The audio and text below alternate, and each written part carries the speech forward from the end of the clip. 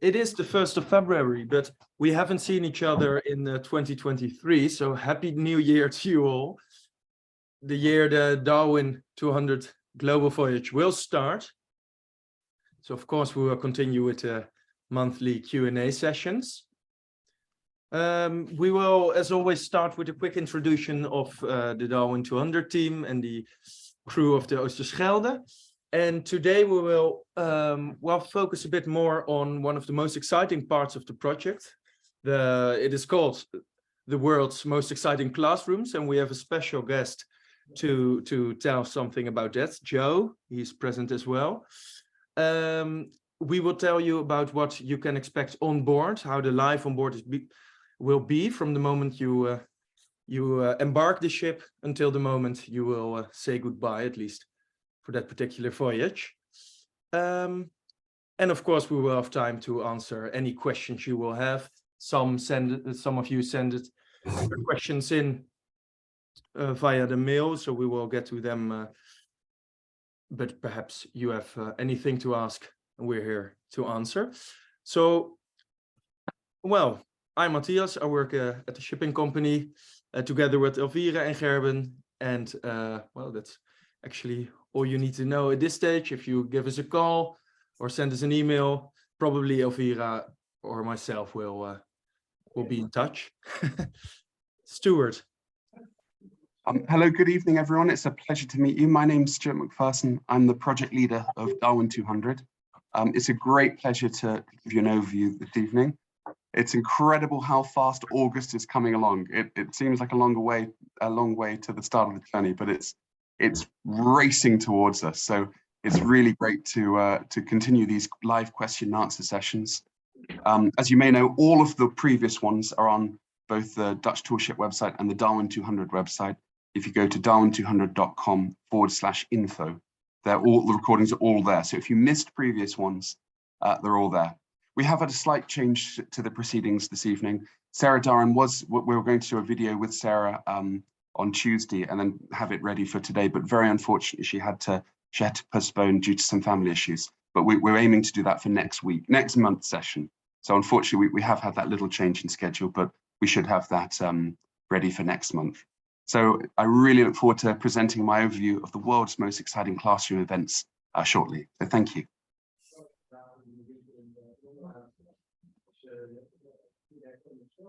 Elvira or Gerben, perhaps you want to say something about Shall I start? Well, Matthias introduced me already. I work in the shipping office and have done so for many years already. So I see a lot of familiar faces, but also a few new ones. So that's always really nice. And if there are any questions that I can answer, then please note them down in the chat, and we'll be happy to answer them. And Gerben. Okay, hi, I'm Gerben. I'm one of the captains of Oosterschelde. I'm also the manager of the company. I'm doing that for quite a long time already. This evening, I will tell you a little bit more about daily life on board. Let's say what you can expect from the moment you book your trip to the moment you say goodbye to us at the destination. But I leave it to Matthias or to Stu to tell me when. Yeah, we will. Well, and I think we have one further introduction, a special guest, Joe, this evening as well. Hey, Stu, great to be here. Great to see everybody. Thank you so much for making it today, Joe. Yeah, I'm looking forward to sharing some of the education work we do and how we'll put it into Darwin200. Thank you. All right, Stu, may I ask you to start? Oh, I have to help you, of course. Yes, thank you so much.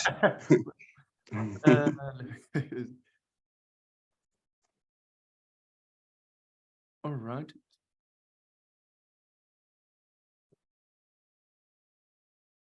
Here we go.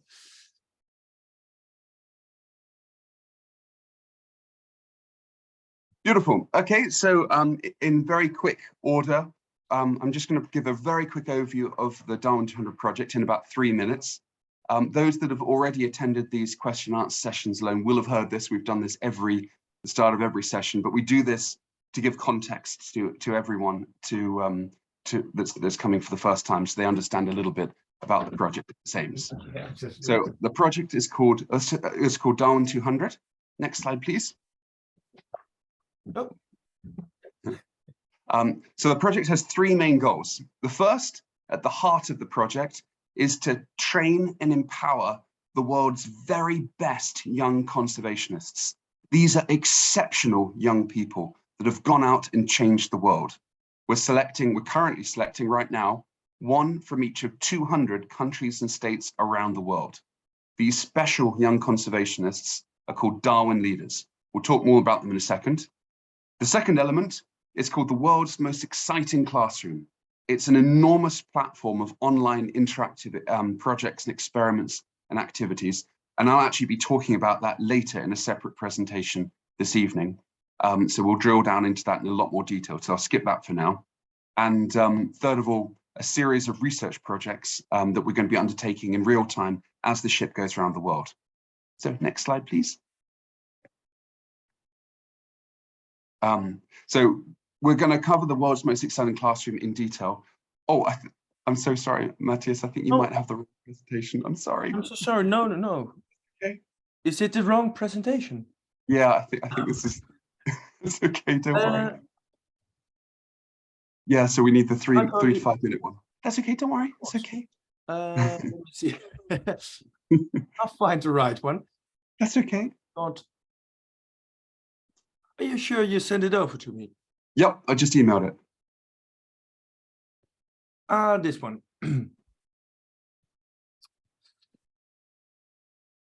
All right. Well, you see, we should have done the January 1st meeting. I'm a bit out. No. That's okay. Don't worry. That's no. Here we go. Beautiful. There we go. That's okay. That's perfect. Thanks. The first 2 slides are exactly the same anyway, so it's fine. Okay, so picking up where we left off. So those are our 3 goals. We're absolutely honored to have 3 of the most amazing conservation leaders in the world as part of this project. The incredible Dr. Jane Goodall and Dr. Sylvia Earle, and the equally incredible, who's a key supporter, Dr. Sarah Darwin, who's one of Charles Darwin's great-great-granddaughters. So it's a real honor to be working with all 3 of these. And through their networks and their massive global networks, we're aiming to plug into schools right the way around the world. We're talking about that later. Okay, next. So the voyage follows the route of HMS Beagle, the ship that Charles Darwin sailed aboard.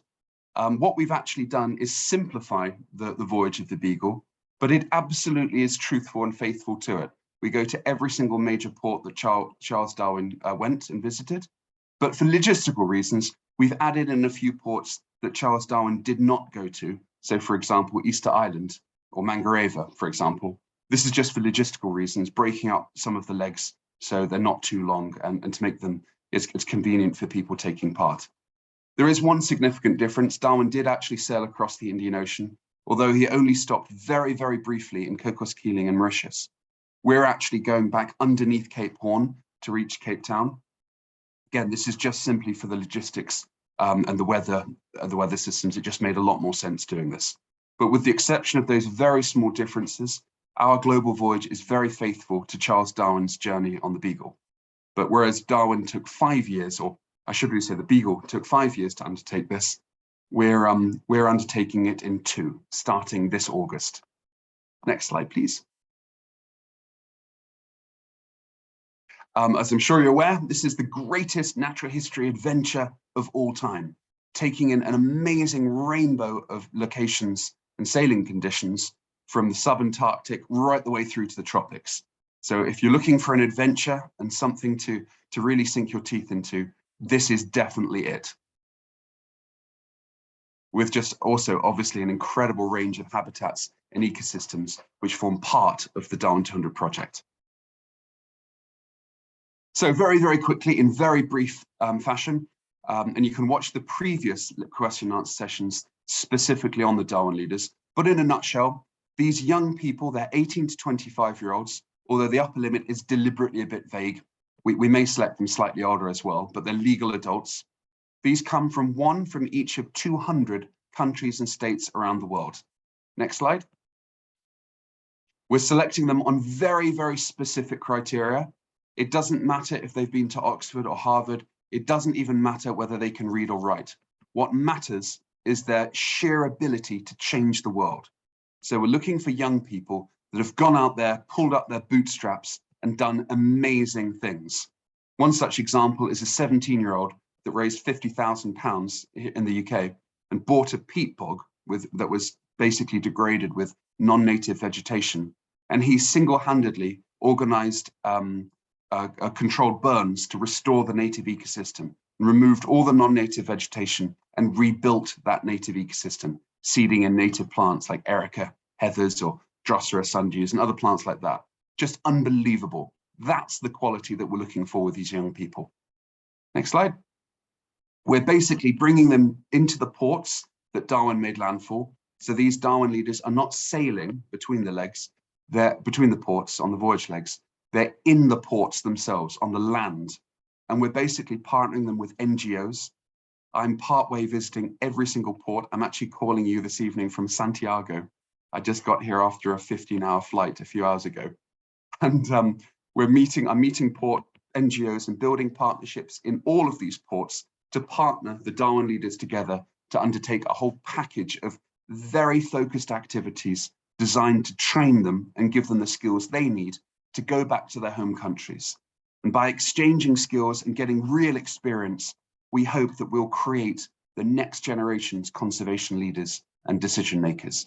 And over the course of their coming careers, next 50 years, we'll hopefully they'll be helping to change their countries for the better. The next slide concerns the world's most exciting classroom, but actually we'll skip these because that's exactly what I'm going to be talking about shortly. So we'll skip these, if that's okay. And the last bit is we're doing 5 different citizen science research projects as the ship goes around the world. And the public, as well as the participants, certainly the participants of the voyage as well, is really encouraged to get involved in these as well in many different ways. We'll do a question and answer session specifically about these research projects at a later date. Thanks, next slide. But in summary, they cover a really interesting rainbow of relatively simple projects that we can do realistically in the limited time that we have, obviously, during the voyage. But basically focus on coral reef surveys, looking at the health of coral reefs in different tropical locations along the voyage. Interesting habitat surveys on land, a global plastic trawl, a cetacean and hopefully a seabird survey, and some interesting projects looking at solving pollution projects as well. And the findings will be beamed live from real-time maps as we go around the world, so people can take part in the analysis and the interpretation and see the results in real time. Next slide. And last but not least, I should add that we've specifically designed the whole project to be double carbon positive.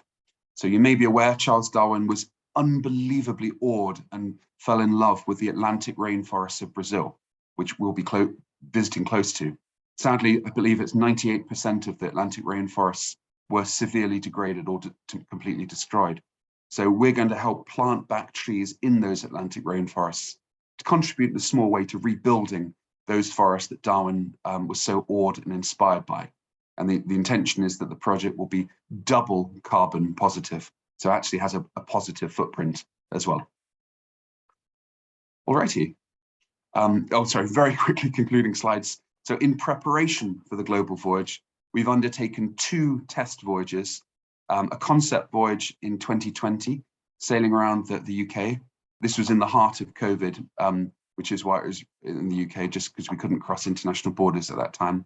And a longer 13-1, week 1 in 2021, finalizing the partnerships with sponsors and other key partners, which is obviously very, very critical for this project.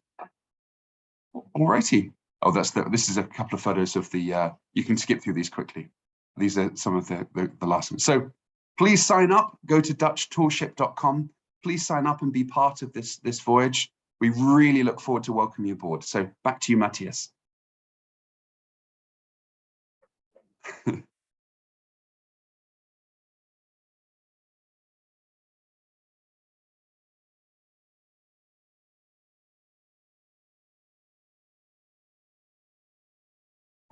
Hi, sorry, I was muted. No, do you still see my screen or is it gone now? I can see you. All right, wonderful. Well, thank you for sharing one overview of the project again. I see a lot of new faces actually, so it is good to do this once again. Gerben, you have prepared a presentation as well about the life on board. You're muted. Yes, I'm now unmuted. If you want me to do this now, this presentation, okay. I will share my screen and then start this little, I've prepared something for the people that don't know me. I've been working for the Oosterschelde for a very long time, actually since we restored the vessel, first as a chief officer, then as a captain. The past years I combined that being a manager of the company.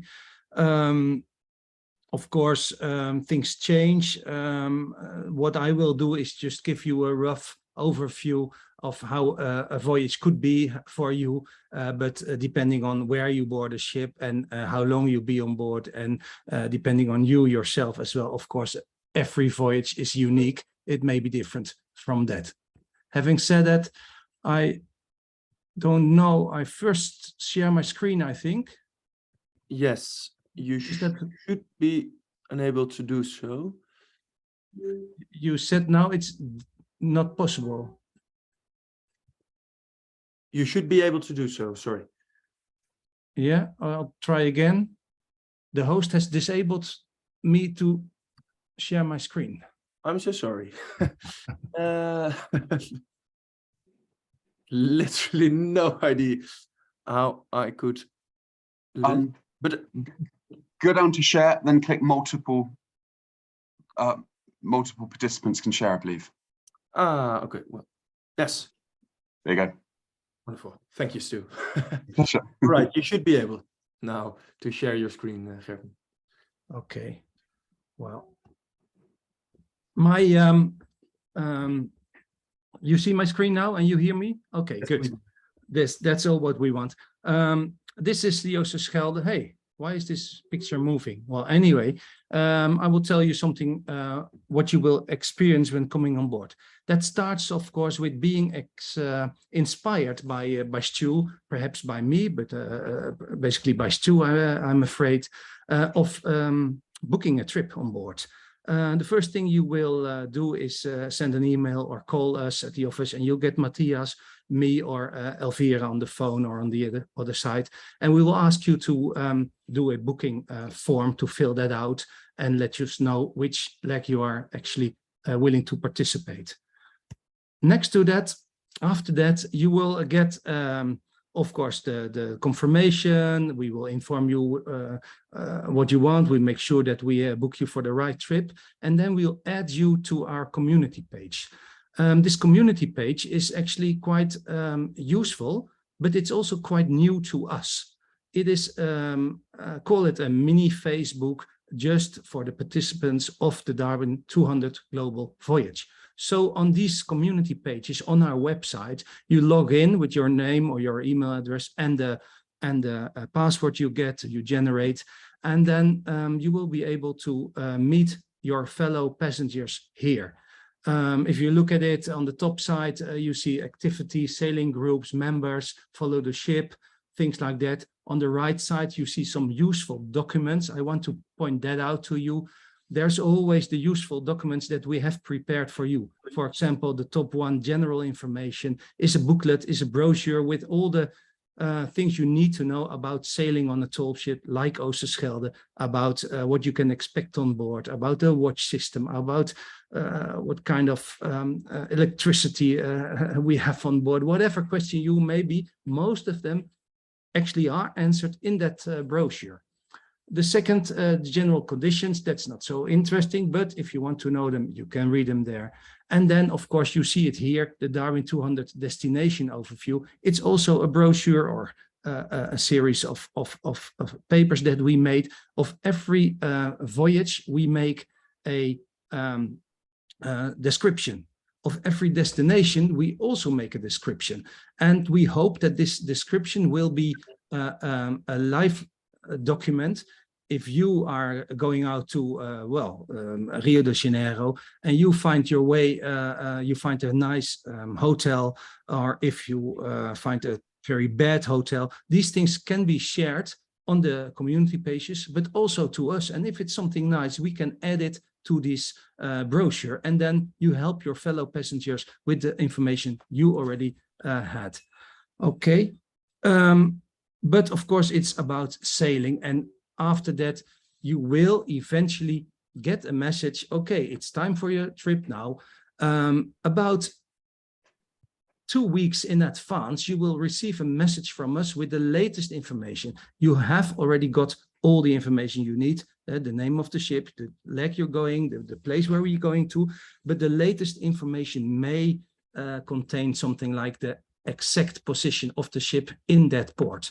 We try to send that over as early as possible, but as it is in shipping, sometimes you're only appointed a berth just shortly in advance. This last travel instructions also is a little reminder, like don't forget your glasses, make sure you get your medicines if you use any, things like that. It all will be there. You can expect it a few weeks just prior to your sailing. And then you come on board nicely, like these two people. They come on board along the gangway. They have soft bags, not hard thing, but soft bags where to get. And you see the captain. This is Jan, the captain. Welcome you on board. Another picture of the same Jan and the same people. Sometimes the ship may not be on the quay, and in that case, one of the crew members will come to you in the dinghy and sail to pick you up. First the baggage, then the people, and we all bring you on board. That means you have to embark the ship via this pilot ladder.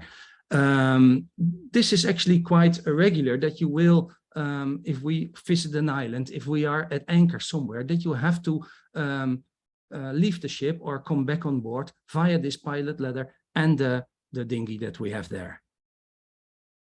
Well, again, this is a new trip. You are exhausted by the long travel, perhaps, to the ship. The crew is exhausted. We all know that, because they have to clean the ship, they have to prepare everything, and so we take it easy. First, you get a coffee or a water or a tea or whatever you want to drink, and we make you feel at home. We will direct you to your cabin, and you can install yourself. After that, we will ask you to come all together and meet the crew, but also meet your fellow passengers in person. We'll take the time to explain you a little bit about the house rules on board, to tell you who is who, tell you what to do, what you shouldn't do, little things just to make life on board nice for you. And of course, we all give everybody the chance to say your name, tell the other people who you are if you want to, and make sure that they know you and you know them. The captain will also use this moment together to talk a bit about the voyage that we're going to undertake. Like, okay, this is the plan, we all know that, but he makes it a little bit more clear to you using the chart, as you see here, to point out exactly where we are, where we're going to, what we're going to do. And he may also add something about the weather to be expected, the time that we need, and all these little things that make life on a sailing ship worthwhile. After that, we take it easy. Take a drink from the bar, take another cup of tea, and if you're tired, then you can go to your cabin and have some rest. The next morning is typically the morning when we will be leaving. So it's good to have some night rest, because especially if you're a bit vulnerable to seasickness, a good night rest is the best thing you can have to prevent that. The next morning, before we go, we will do a safety drill. The safety drill is a little rehearsal. We told you the evening before a little bit, but now we will actually practice how to don a life jacket. Where are the life rafts? What is the place where we should muster? What should we expect from the crew? And where is the crew? This is a picture of a muster drill. After that, we will prepare. Typically, the captain or the chief officer will have to go to the maritime police or to the custom or whatever. There's always little things to be done to get clearance. And meanwhile, the crew will show you the outside of the ship, the rigging especially. They can use a little picture for it. And oh, let me see what's happening. Anyway, they make drawings on the deck and instruct you which sail is what name, which mast is which mast, things like that. After that, we will actually leave and hoist the sails. That's something we do all together. It's quite difficult. You have to pull a rope. There's no winches. Everything is by manual, by labor of the people. And all together, we make these sails go up. You see this big wooden gaff go up, and you see it is not that easy. It only works if you work together. I can see from that picture that these people were just new on board. You will see after a few days, you get better at it. This is how it looks. This is, well, the gaff still to be erect there, but this is how we all hoist the sail. And then finally, when all the sails are up, or all the sails that we want to have, this is what you will be experiencing. Another sail to be added, I think, gaff topsail. If the wind is not so strong, we always have more sails to set high in the mast up there. It looks small. It's another 60 square meters, and it really pulls. There she goes. Okay, so this is what to expect from the first day at sea if the weather conditions are really good. After that, of course, not everybody is into the hard labor of hoisting a sail. And we will divide the group in watches. These watches are actually quite serious. There's 3 groups. You'll have a period of 4 hours on watch and then 8 hours off watch. There is some rhythm in there, but I won't be too long on that. Typically, you have 4 hours watch and then a period off. The people that are on watch, they are expected to be on deck, because we need to steer the ship. We may need to adjust the sails. We may need to do some navigation. You can help with all these things, and actually we will invite you to help with all these things. This must be in cold weather. I see this lady, I think it's a lady, I'm not quite sure, is wrapped up quite good against the water and the wind. People that want, they can also go out on the bowsprit. If we need to pull on another sail, it may be one of the jibs. I think these people are now taking down one of the jibs. Quite interesting and quite, how do you say, it is an amazing feeling to be out there 10 meters ahead of the ship, and you hear the waves roaring. It's really a special feeling out there. If you really want, then you can actually climb up the mast. You see here one of the crew members again. They will always help you up the first time to be that high. It's an amazing sight. Here's a little few, what is the video about how to climb a mast. 4 pieces of our body. We have 2 arms and 2 feet. We always want to be attached with 3 pieces to the rigging at the same time. So you can only move 1 arm or 1 foot at a time. Yeah, we're not in a hurry. We just go in a normal speed up and down.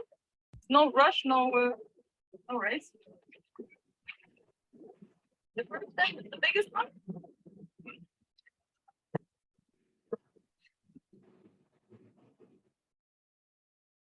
And you see here, together we climb up. We teach you where to hold your hands, where to put your feet, how to do it. You wear a harness. You make sure that you're safe. Everybody is hooked onto a safety line. And then finally you get, well, perhaps this view. Of course, not everybody is likes to climb up, to climb a loft, and that's also not necessary. But we will invite you to do, and it's my personal, how you say, little thing. If I start a voyage and I have some people say, no, I will never climb up. I think, wait and we'll see you at the end of the voyage. I try to persuade you to come up because it's really beautiful. But for the people that don't want, there's enough to do on deck. We have the navigation, as I said, and we do that with modern tools. but we also still have a sextant on board. And if you're into it, the chief officer or the captain can teach you how to use it. And it's quite difficult. You have to practice it a lot, but it is very, very interesting, of course, to learn. Something you can do. In good weather, the crew, you will see, the crew will, it's like in a restaurant. If you work on the ship, you will never sit still. You never sit put, you have to work. And if the weather is good, they will do some maintenance. If you want to, you can help us. If you don't want, look at us. There's another crew member repairing something on deck, or here, that's me, I think, in the old days, doing something in the engine room. This is continuing always. Bad weather, good weather, day and night, there's always work on the ship. And if you're into it, if you like it, you can help us actually. But of course, if you don't like, there's also more than enough time and place to relax. Here you see two crew members making music. You can join them. It can be outside here in nice weather, but it can also be inside here. This is our piano, quite a good one. If you play well, please play a song for us. We like it. And then, of course, life on board is actually not that bad because we have a chef. I always find that one of the most luxury things. At home, I always have to cook, or I have to argue with my wife whose turn is it to cook. And here on board, we always have Fernardi or Richard or one of the other chefs to cook for us. If you like to help her, we, of course, admire that. We like that too. And you can help her by catching fish, for example. We always try to catch a fish. This is a marlin being caught.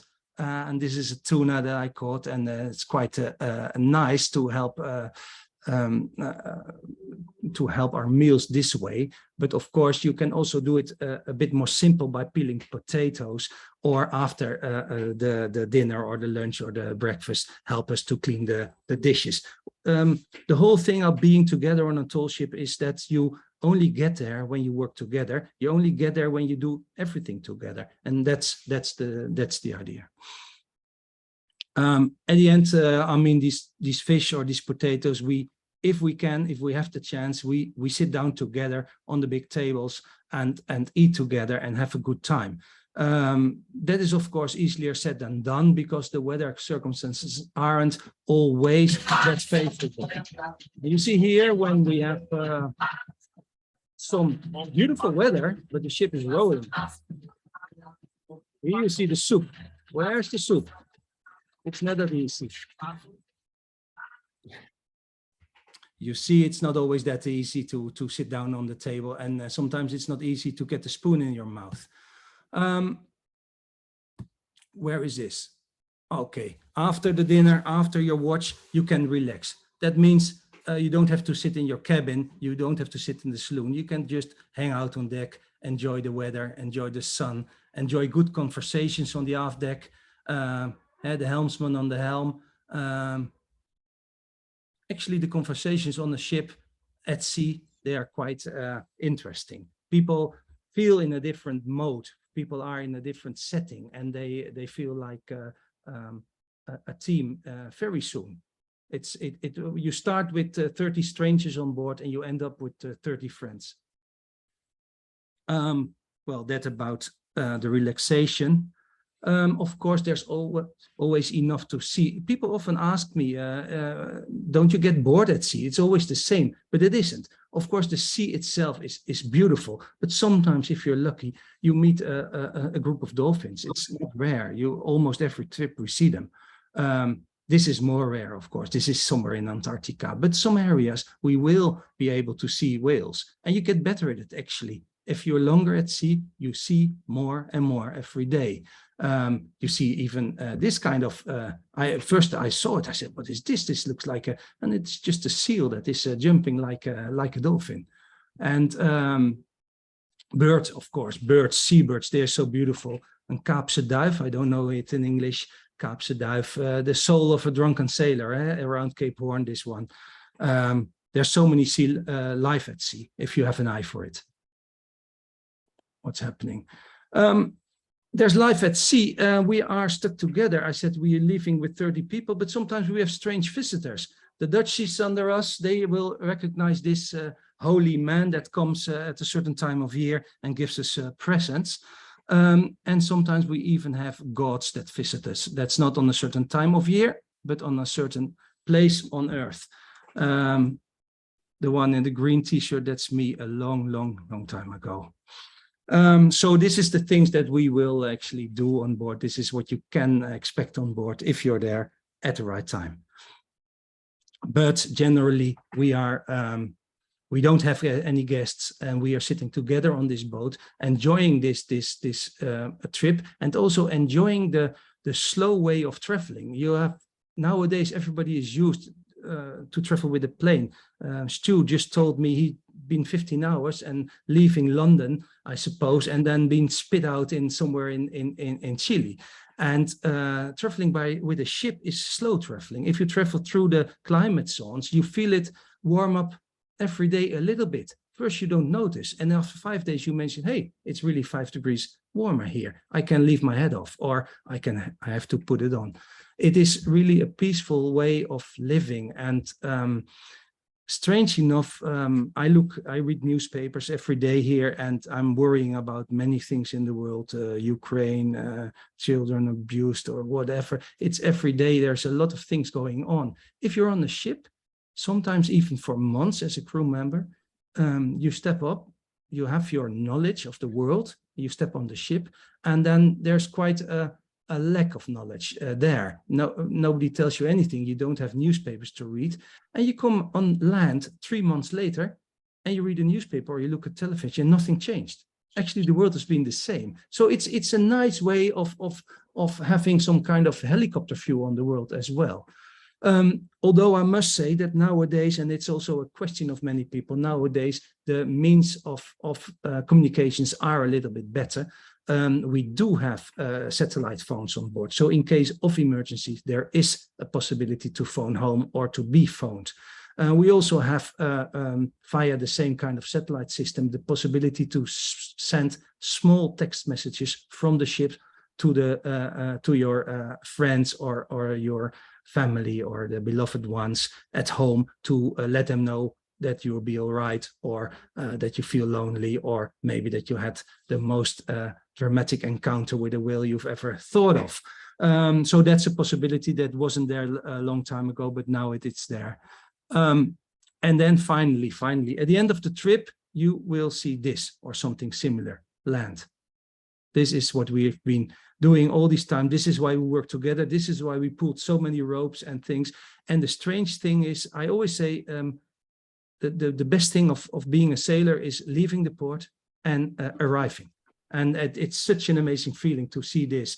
And of course, we will celebrate that. Normally, we try to make a little party in the port of where we arrived. We make a little barbecue together. And actually, this is our goodbye of the ship, because normally the next day or the day after, depending on when we arrived, we say goodbye to anybody. And well, you will leave the ship, the crew is there, stays, cleans, and the next crew comes up. Okay, this is it. Thank you for sharing. Stu, may I ask you to introduce, well, Joe and one of the 3 main objectives? Pleasure. So, Matthias, if you don't mind firing up my one, the I will. One. At least I have that one ready. That's okay. Then we'll hand over to Joe straight after that. I just wanted to say it's so fascinating to see Gerben's wonderful account, and equally just wanted to echo with the whales and dolphins, the cetaceans, pinnipeds, seals, and sea lions, and also seabirds. As mentioned, we're going to be recording all of those observations. So anyone that sees them can contribute to the survey. Anyone that gets photos can tag their photos into the live maps that we're going to be doing. So at the end of the voyage, we'll have an entire map of the world with every single sighting that's been made, with as many photos and or videos as we can. So it'll be, and genuinely we contribute this data then into conservation databases. So it'll be so great for everyone to be part of that and contributing observations and data. Cool. Well, if it's okay, I'll start succinctly an overview of the world's most exciting classroom projects. So as you heard earlier, it's the second of objective of the project. The beating heart of the project is the Darwin leaders. I think equally the really important one, and the one, to be honest, I'm getting most excited about as it's coming together, is this world's most exciting classroom. So in about 10 minutes, the idea is to give a quick overview of what we're doing and why, and if you'd like to be involved, how you can be on your places on the voyage as the ship goes around the world. So next slide, if you don't mind, Matthias. Of course. So the objective, because the objective is basically to provide a massive platform of interactive resources that we can engage schools right the way around the world. And we know this works, and I'm going to show you why we know it in a second. But the idea is that this isn't just a ship going around the world bringing 200, elite Darwin leaders on board and training them. We want to engage everyone. We want to put forward projects and activities that anyone from Papua New Guinea to Tasmania to Chile to everywhere in the world can take part in if they so wish. So that's what this element of the project is all about. Next slide, if you don't mind. So what we're doing is every single week for 2 years, so obviously the voyage is 2 years, roughly 100 weeks, we're going to be doing a different event every single week for 100 weeks as the ship goes around the world. This is what these world's most exciting classroom events are all about. 100 events every single week, one a week, every week for 2 years. Roughly around half will be beamed from the ship when it's in port. Roughly 50 will be beamed from land when the ship is at sea. We really have looked into possibilities trying to beam by satellite from the ship, but the reality is it's too difficult, too expensive, and it's not reliable enough. We're still looking into possibilities with it, but at least the majority will be from the ship when it's in ports, and or when the ship is at sea. We'll do these from land in different ways. So that's the idea. So in a nutshell, what we're doing is once every week for 2 years at a regular time, so the schools know exactly when it starts every week, the same time, exactly the same, so we can build loyalty through those 2 years. We're going to create a completely free range of interactive resources for the 2-year voyage. We have the events every week, but there'll be daily activities bolted onto these so that if people want to, they can do different projects and activities pretty much every single day. But the main bulk of this happens in these weekly events as the ship goes around the world. This includes live experiments. We're going to talk about all these in a second. Experiments, essay competitions, research activities, interactive interviews, weekly nature hour events with conservationists, and daily documentaries as well. And we're trying to finalize a hero prize where the winning school, the winning class, actually comes to the Galapagos to meet the team and have a really great hero prize, which hopefully will really motivate kids to be involved in this. So I'm just going to talk through quickly each part of these now, if that's okay. So very quickly, why do we want to do this? What have we done so far to test and learn about this? What do we want to achieve? And then I want to talk through each of those ideas I just mentioned. So next slide. Basically, the reality is that we're well aware, selecting and picking out 200 amazing Darwin leaders. That's the heart of the project. The idea is to create a living legacy that'll go on for the next 50 years. But equally, that's a pretty small pool of people that get a benefit from this project. So again, the primary objective, that's why it's called Darwin200, is because we're making 200 Darwin leaders to change the world for the next 50 years during the course of their careers. But separately from that, as I say, we want to engage enormous audiences across the world by making these events and making it inclusive and available literally to anyone and everyone. It is completely free. None of this costs anything to be part of. It is completely free. Next slide. So with these activities, we know that they work. We know that this works. So what we've done to this point, the rest of my life, pretty much for the last 5 years, has been creating literally hundreds of tons of resources and sending them to schools. We've sent about 55,000 resource boxes to schools in the UK and Australia, and now the US. We're doing a trial right now in the US to do every school next year in the States, which is huge. So we know that this works. The reason why we know this works is because of those 400 tons of resources we've sent out. Next slide. That's generated enormous responses. We've had tens of thousands of letters and emails back from the students.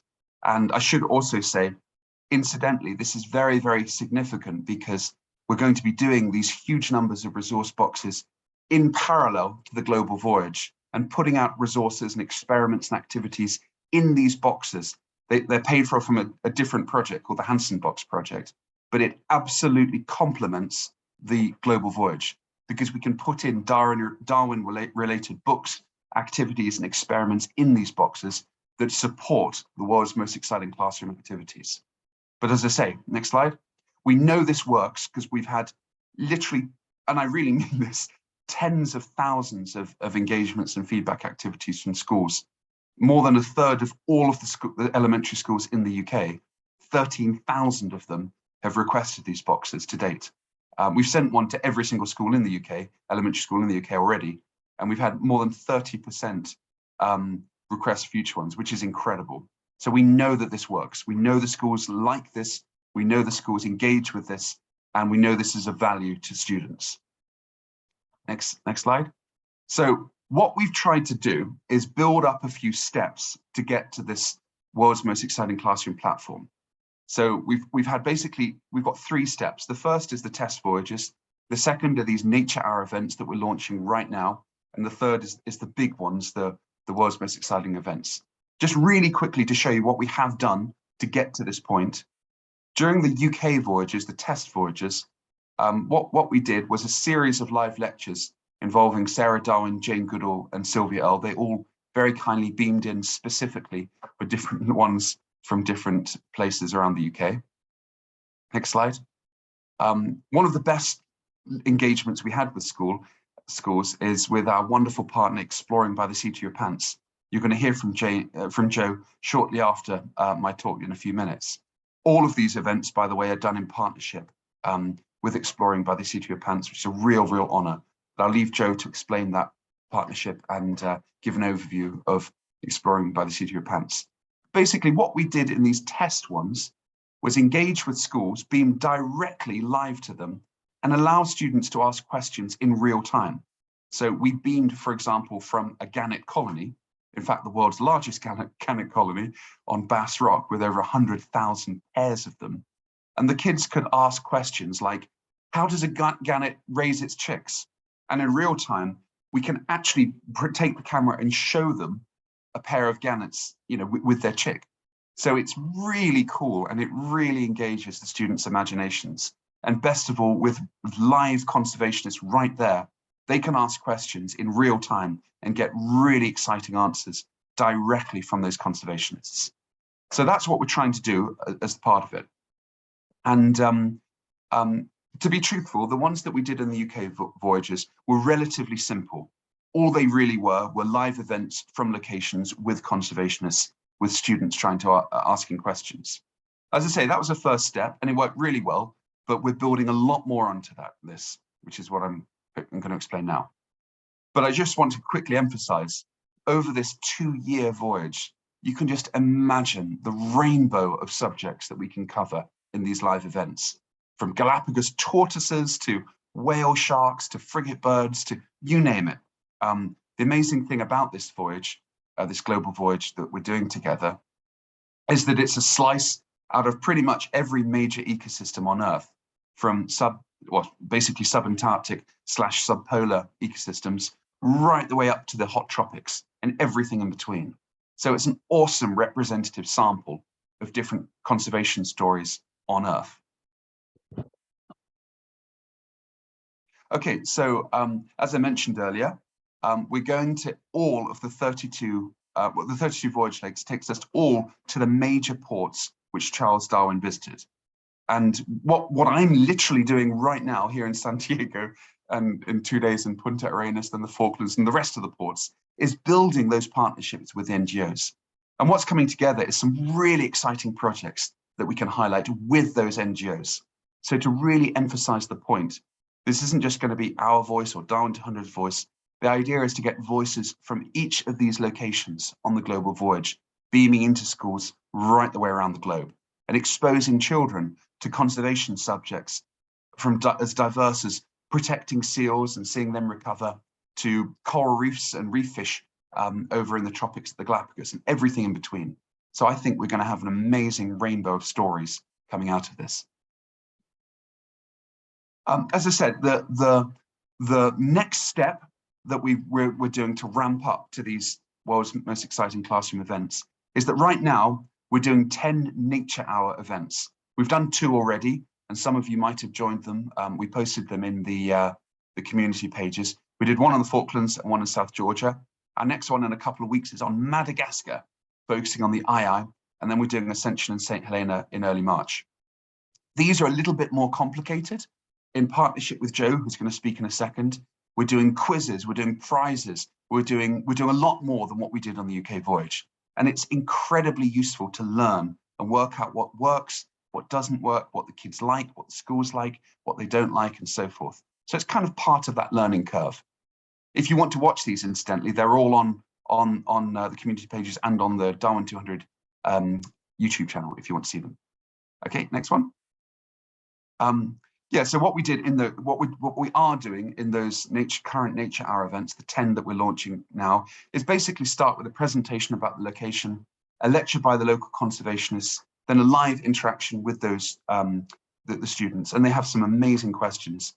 Then a Kahoots quiz, which Joe manages, which is really great, with prizes. And you'll see why this matters when we get to the Global Voyage, the world's most exciting classroom events.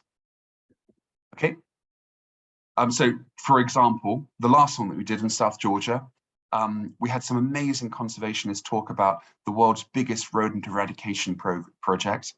We had interviews and question and answer sessions with the incredible team, a Kahoots prize, and some different competitions. And in this particular one, we had a really cool prize where we had about 500 drawings submitted, and we picked the best 10 ones. And in partnership with the South Georgia Heritage Trust, those children's drawings are actually being sent to South Georgia to being displayed in the museum there for all the tourists and researchers to see. And the kids just love this because their drawings are basically, okay, it's sub-Antarctica, but basically going to Antarctica in a sense.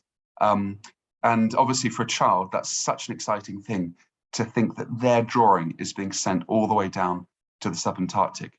So those are some of the examples that we're doing right now, testing all this. Okay, next one. And again, the deeper that we get into the Global Voyage, the more incredible the locations, the stories, and the conservation projects become. Okay, right, so now we're going to talk about the vision for what we're going to deliver during the Global Voyage and how you, as Voyage crew, can be part of it if you so wish. I really do want to emphasize before I explain this, is that this is developing. It will definitely adjust. It's very fluid. But basically, the plan currently is that every week's for 100 weeks, this is what we're going to do. So first of all, we want to give a 10-minute overview. So we're deliberately designing these to fit into an hour to fit in with school periods. We want to give a 10-minute overview of a specific location, ideally where the ship is. So when, oh, sorry, you can go back one, sorry. So where the ship is at that time. So for example, when it's in the Galapagos, we'll give a very quick overview aimed at children about the place that the ship is in, why it's special, why it matters, and what's unique about its animals and plants. Obviously, the Galapagos is a shining example for that. Then we'll do a 10-minute live talk with a question from a local conservationist. So that's what I'm doing right now, building those partnerships. We want a local conservationist to contribute to every single world's most exciting event. And they'll talk in real time, live from that location, explaining the place that they're at. Next slide, next slide. We'll then do about roughly 5 minutes question and answers with the kids. So they can basically ask anything they want to about conservation or the location in general. We have found that the kids are really enthusiastic in the talks that we do up until this point. And sometimes it's quite a bit longer than 5 minutes, but that's a good thing. So if we have to expand this bit, we do. Then hand over to a Kahoots quiz system. We're working this out at the moment, but ideally that the schools will get points, which we can rack up like on a scoreboard week after week after week. And the idea about this is to build loyalty. And you'll see why this matters at the end. We'll come back to the loyalty question. But the idea is that we have a system where that each week schools join in every week to build up to bigger and bigger prizes. But every week we want to give, and we've already got budgeted in our budget, $500 in Amazon prizes for 10 winning schools, basically every single week. So there's a clear incentive also for them to take part. Okay. The next 10 minutes of the session will be beaming the results from last week's experiment. So every week we'll have a new, relatively simple experiment that we explain, and the kids have to then do in their classrooms. A really good example, a really simple one, is beans. They can plant beans in different substrate or grow bean plants and look at how they respond to light or gravity. You know, Darwin absolutely studied many subjects related to this. So we can bring it back into Darwin's evolutionary thinking and Darwin studies, and have just really nice experiments that the kids can do. It basically costs nothing. Any school in the world can do this. There's no obstacle. There's no barrier to entry. So it's pretty cool. What we're planning also is to maybe pre-record them and have them ready. I'm in talks right now to see if there's any possibility we can beam at least some of them live from Darwin's actual study at Down House in Kent in England, where he literally changed the world. That may or may not happen. Equally his greenhouse as well. He did a lot of his work on plants, as you may know, and it'd be so cool if we could replicate some of his actual experiments in his greenhouse. But look, if that doesn't eventually happen, or if that doesn't work out, we'll build a studio and have it from a laboratory type studio and beam these sessions from there. Next slide. Towards the end of each hour event, we're thinking of having a 5-minute special segment. So every week it's a little bit different. One week it could be beamed from an amazing museum. One week it could be a little mini documentary that we specifically edit together. Next slide. For example, we've already got buy-in from several museums looking at Charles Darwin's actual specimens of the animals that he actually collected along the Beagle. It's amazing. You can take out, for example, the very fish that he collected, and except from the fact that they're completely white, it looks like they were caught yesterday. They're flexible. You can unfold their fins. You can open their mouth. It's unbelievable. It's literally like they were caught yesterday. And so we could literally look at some of the exact specimens Darwin held in his hands. Equally, some of these special segments could be live talks with Jane, Sylvia, and Sarah Darwin, just like what they actually already did do on the UK voyages. Or we can edit special mini documentaries ready for these different segments. So the idea is that these hours aren't exactly the same every week. That would get a bit boring. These special segments would mix it up a bit. And the whole objective of this is to basically, the last bit of the last few minutes of the hour is to provide an overview of next week's session and what's coming up. So we hopefully get people excited to join next session. The whole design of this is to build loyalty and incentivize schools. It'll probably take a couple of months to get going, but the idea is that hopefully we can get schools logging in every single week. They know what they're getting, they know what they can do, they know the research, they know the activities, they know the projects.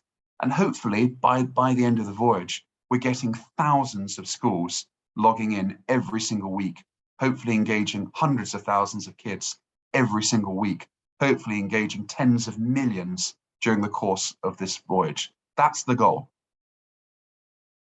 I just want to say one last thing. This is still in development, but we're trying to see if there's any way we could also bolt on research projects and/or essay projects that the kids can do and submit between these events. It's difficult because you don't want to bite off too much. This is already very, very complicated, but it would be lovely to do some active research or active projects that schools can take part in. And I mentioned earlier, the long-standing goal has been a hero prize, where the winning school, we build a system of points, basically, and the winning school is announced that the entire class and their teachers get a free trip to the Galapagos. The goal for this will definitely get into the press, into the newspapers and on TV. And it's really great that the Galapagos is roughly halfway through the voyage. So that will really, really kick into overdrive, both the schools being loyal up until that point, and without a doubt, get loads more schools after that point when it gets in the press and the newspapers. So the fact that the Galapagos is halfway through the voyage is absolutely perfect. And obviously the connection to Darwin's legacy. Yeah, that's kind of why it's the Hero Prize. So I think this is my last slide. The goal, the ultimate goal, is to use this beautiful historic toolship as a symbol of the adventure of science. I'm sure Gerben will testify, anytime these beautiful toolships come into a port, kids line up on the docks wanting to know more. Is it a pirate ship? Is it a scientist? Is it an explorer? What's it all about? You can't help but be excited by them. They're just awesome. So that's why we're so fortunate and grateful to Gerben to be working together, because the beautiful Oosterschelde, as with all these toolships, are a symbol. They're a symbol of science, of discovery, of exploration, and obviously in this particular case, a direct connection to Darwin's story. And last but not least, I just wanted to say everything that we create, the really cool thing is that everything we create through these world's most exciting classroom events stays online on YouTube. So in 20 years, people can still watch these and be part of them and engage them. It doesn't end at the end of the project. For 20 years, you can still watch them and people can still engage with them and replicate those experiments or learn from those conservationists or whatever. So that's a really quick overview of the world's most exciting classroom. As mentioned, it definitely will change. And if you have any ideas or feedback, please send it over. We'd love it. So thank you. Thank you so much. Pleasure. Sharing this. So I think we're over to Joe. We are. All right. Well, thanks, Stu. That was a great overview of what we're hoping to do. And I'm going to fill in the blanks, I guess, of how we're going to do it. So my name is Joe Gorowski. I run a really cool organization called Exploring by the Seat of Your Pants. And I'm also an explorer with the National Geographic Society. And this is the kind of project that we've been dreaming about. And I'm going to share my screen here and take you a little bit into what we do here. So let me make sure I share sound as well. Okay. So let me know if for some reason this hasn't come full screen, but it should be up there now.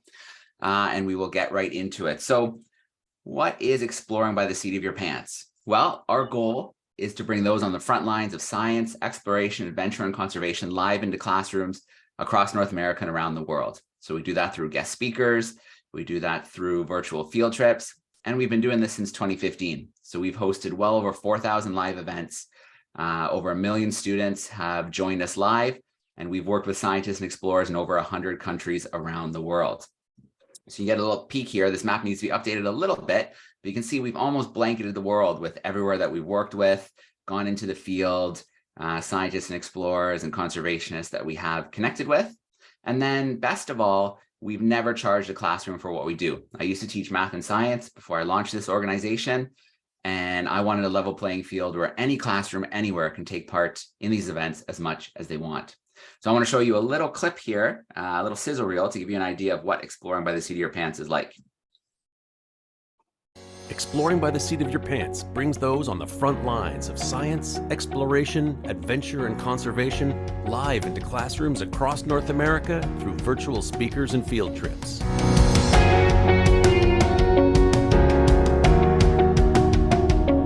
Since 2015, we've hosted 3,500 live events, connecting over 1 million students with scientists and explorers in 95 countries.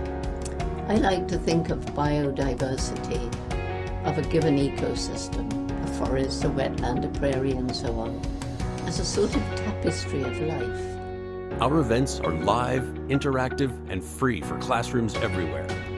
Your classroom can choose to join live in a camera spot and interact with scientists and explorers, or tune into any event live on our YouTube channel.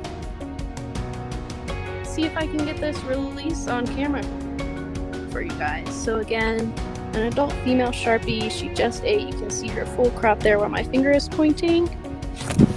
Goodbye. Our goal is to inspire the next generation of scientists and explorers by introducing them to important and challenging issues, exciting places, strong role models, and new STEM career paths. Hi guys, thank you for spending some of your time of the day with me and with Joe learning about Antarctica. It is one of my favorite places in the world. I can't believe that I get to come down here for work. I want to let you know that that could be part of your future too. It's not something that's out of hand or out of the realm of possibility. Our portable satellite technology allows us to smash classroom walls and broadcast live into classrooms from the most remote places on our planet. What is your favorite sound in the rainforest? How long do sharks live? How many times a day do they come out for air? That is a very good question. That is an awesome question. So what are you waiting for? Head over to exploringbytheseat.com and sign up for our newsletter, check out our upcoming lessons, and join the adventure this school year.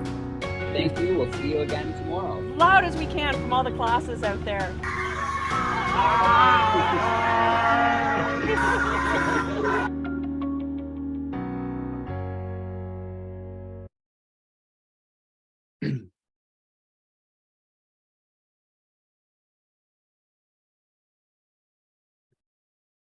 Thank you so much. You're muted, Joe. There we go. For some reason, I guess I couldn't have control. You took over there, but good. Okay, so that's a little kind of overview of what we get up to. And how are we going to do it? Well, we use a program called StreamYard. This is a great broadcast studio, meaning we can have classrooms on camera. We can have classrooms in tuning in live via the YouTube stream, and we can also record everything and have it available whenever. So if classrooms can't make it live, it's there and available for them. The Kahoot quizzes that we have are going to be materials they can use whenever they want in between the events, but there'll also be special live ones that they can interact with for those prizes that Stu talked about. And just a few pictures here of classrooms in action. So you can see classrooms in different locations, taking part in camera spots, maybe tuning in live via the YouTube stream, interacting via the live chats, or asking their questions directly. We work with amazing scientists and explorers all over the world and have different themes. Like this month, we kick all the men out and host exclusively women in science and exploration from around the world. We have our space exploration theme where we hang out with astronauts and explorers and scientists in the space fields. And then we know we can broadcast around the world because we've been doing it for a long time, since 2015, with portable satellite units that we can send to different places, allowing us to broadcast from the most remote places on the planet. Clipperton Atoll, tops of volcanoes, the Ogooué River in Gabon, Antarctica, all over the world. And you can see the wildlife enjoys the satellite units as well. So just to wrap up, what benefit is this for classrooms? Well, we've been able to watch all kinds of amazing things come out of these events, from the students questioning skills, interacting, always wanting to get selfies with the explorer at the end of the event, getting pumped to meet people from Rwanda and hear their stories. Writing grows by leaps and bounds. We had an explorer one time who told that she was an underwater photographer, told students that she doesn't like crabs. And so the next day, her inbox was filled with persuasive writing, asking her to give crabs another chance, all the important things they do for the ecosystem and why they're so important. You can see some reasons were better than others, but it's fun to see what students come up with through this. You see them get involved and get outside. So after learning about owls, these students found owl pellets and dissected them in their classroom. We did a live event from the world's only underwater reef base in Florida, and these kindergartners built a base and became aquanauts for the week. You can see they get excited and want to share their learning, making posters to post around the school. And then many of them do fundraisers, like this group that raised $600 for the Toucan Rescue Ranch in Costa Rica. Questioning skills growing by leaps and bounds, mapping and learning about the world. This classroom in Florida has mapped everywhere that they've stretched through their virtual connections. Students learn about places they've never heard of or dreamed of before. And of course, we'll talk about the natural history through the world's most exciting classroom. And then lastly, just getting outside. And, this class was in the rainforest in Brazil the previous day, and then went out into their own forest to see how it was the same or how it was different. So I don't want to take too much longer. I just wanted to share a little bit about exploring by the seat of your pants, show you what we can do and already are doing, and then how we're going to fold this into the world's most exciting classroom. So I'll come back from my screen share here, and I will let the meeting continue. And I have a couple minutes too, if there's any questions. Thank you so much for sharing this. Well, indeed, we are at the part where everyone can ask a question. Some of you send them over per email. I will get to those later. I see that most questions in the chat has already been answered, but perhaps someone has a question. You can raise your hand via Zoom. Well, then we will. Oh no, yes. I'll ask you to unmute. Yes, I was wondering, because you're talking all the time about schools in England, schools in the United States, etc. But the ship is from Holland. Are there any Dutch schools involved? Not. Can we get them involved? Stuart, perhaps you could answer this question. Sure, with pleasure. Sorry, I didn't want to give the impression that it's that it's only for UK or US schools. The reality is it's open to every school. There's no particular connection with the UK or the US more than there is with Holland. So Dutch schools have just as much opportunity to take part with than the ones in the UK or the US. We are wrestling with one question, which is what is the best time zone to fit in with schools. The reality is that the problem that we've got is obviously as the ship goes around the world, it'll be in different time zones. And obviously schools have only specific hours. So what we're thinking of doing is trying to do a main event every single week at exactly the right time, at the same time, which would coincide with European, UK, and North American schools, and have a local event as well, like repeat it locally the hour afterwards in the local languages, which obviously the local conservationists will speak. And most of the events are either in Spanish or English or Portuguese as well, which makes it quite easy. I speak Spanish and English obviously as well. So to answer your question in terms of making it inclusive, all schools can take part equally. There's absolutely no reason why UK schools would be more more preferential or more biased towards than Dutch schools. It is literally a global platform. Any school in the world can take part if they so choose. We definitely will try and get this. Oh, sorry. But I guess my last point was going to be, I mean, obviously we've got existing networks in UK, Australia, and US because of the Box project. So we do expect an enormous number of schools to take part in those. But absolutely, we'll do everything we can to partner with organizations in countries right the way around the world to engage with those networks. And I have to say, we are incredibly lucky with Jane and Sylvia. I mean, Jane's organization, Roots and Shoots, is literally in 65 countries around the world with literally millions of young people involved. So through those networks, I think there's no question, it's not just UK, US, and those countries. It's a global platform. So any school in the world can take part. Oh, sorry, please. Add a little bit, Stuart? Please. Last Monday, I had a meeting with the Maritime Museum in Rotterdam, and since we have good connections there, they also want to do an exposition about the trip about the World Voyage in a museum, but they are also looking for a school here in the Netherlands to work together with, more than just tuning in, of course, to the world's biggest classroom, but hopefully we'll find a nice school and get some more interaction as well, as we are a Dutch ship. Absolutely. I see that we will get to Onno's other question. He sent it some per email. We will get to those later, but I see that Bijan, you ended in the questions together. So Jan, I've asked you to unmute to yeah. How do schools in the Netherlands contact you to participate? So to be clear, we're still really in launch mode.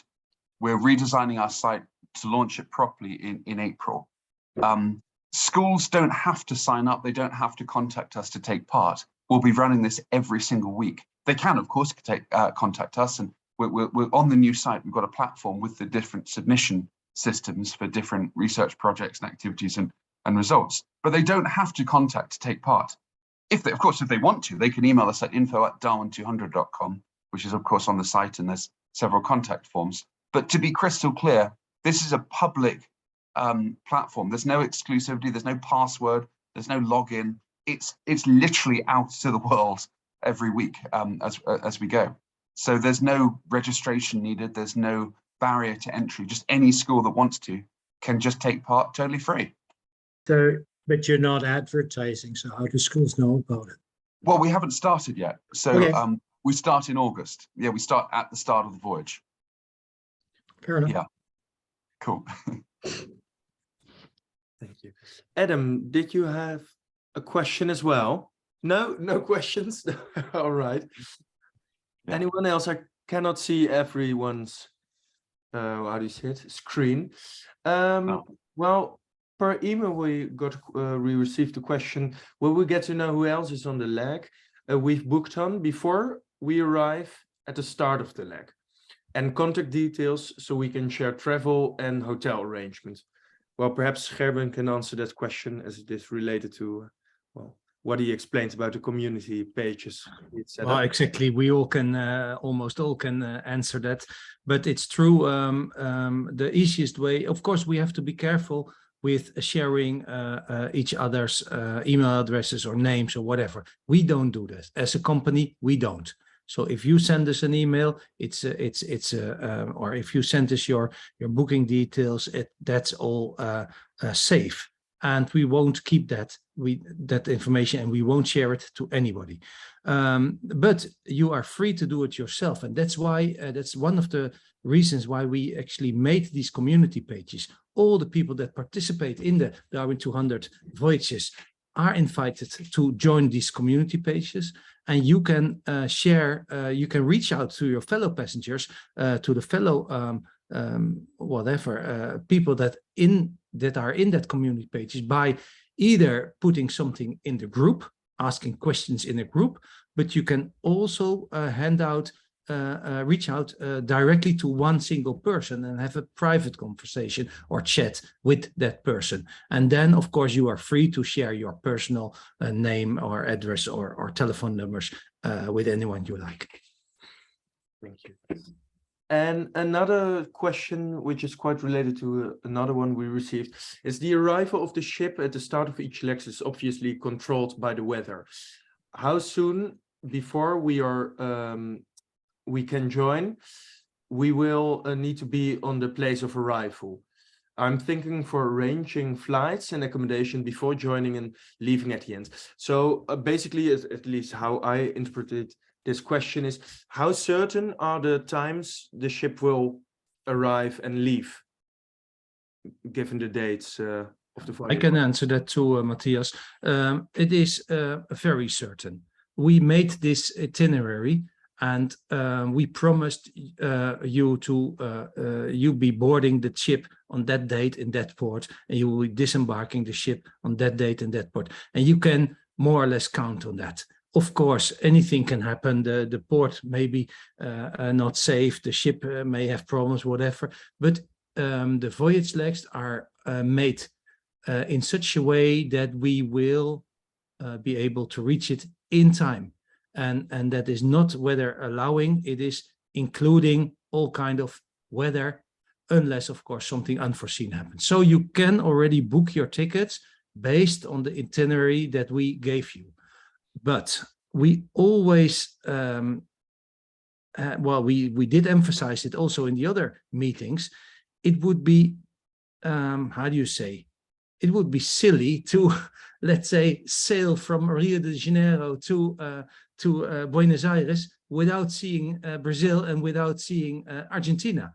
I mean, it doesn't make sense to just board a ship in Rio and then leave Rio and then leave Buenos Aires the minute after you have arrived with the ship. So we really encourage people to book at least a few days in the port of departure, and also book a few days in the port of arrival, because one, of course, it will allow you to see something of the countries that we will be sailing along. Also, it will allow you to how you say that, acclimatiseren, to get used to the weather, to being in a different time zone, and not being spit out your plane and immediately embark the ship. That would be silly. So we actually encourage people to do that. That's also another reason for these community pages. We want to get the information there. So if we hear of a nice hotel that you should book, we will share it with you. If your fellow passenger knows about a nice place to go to, a museum, whatever, to visit, you can share it among each other, and we will collect that information and make sure it's heard, it's spread out. And even on top of that, we will try to arrange land-based tours prior to a voyage or after the arrival. We can't do that on every port that we arrive, but we will try it. We will try to do so at as many as we can. We have already established land-based tours in Cape Verde, in Ascension Island, in St. Helena, in Stanley, in the Falkland Islands, very, very special places. And we will add more and more of these land-based tours to allow you to see something of the country that you have sailed to in a safe and nice way. Stuart, regarding the other question I wanted to ask is, or at least, how can people apply for the land-based tours? Yes.